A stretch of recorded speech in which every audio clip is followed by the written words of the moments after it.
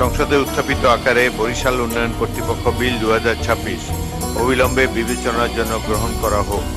যারা এই প্রস্তাবের পক্ষে আছেন তারা হ্যাঁ বলুন, যারা এই প্রস্তাবের বিপক্ষে আছেন তারা না বলুন। আমার মনে হয় হ্যাঁ জয়যুক্ত হয়েছে, হ্যাঁ জয়যুক্ত হয়েছে, হ্যাঁ জয়যুক্ত হয়েছে। অতএব সংসদে উত্থাপিত আকারে বরিশাল উন্নয়ন কর্তৃপক্ষ বিল 2026 অবিলম্বে বিবেচনার জন্য গৃহীত হল।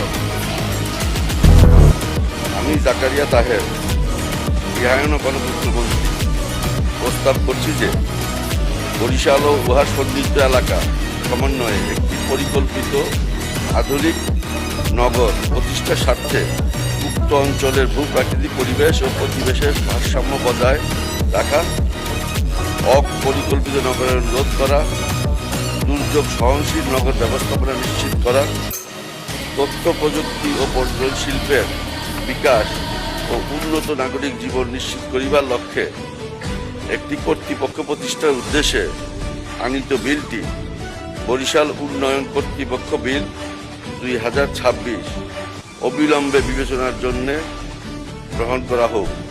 মাননীয় স্পিকার, আপনাকে ধন্যবাদ। সংসদের সামনে প্রশ্ন হচ্ছে,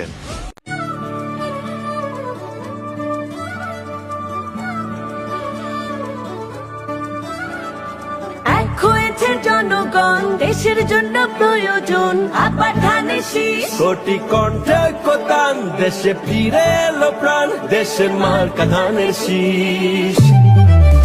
সবার আগে বাংলাদেশ, দেশের মার্কা ধানের শীষ।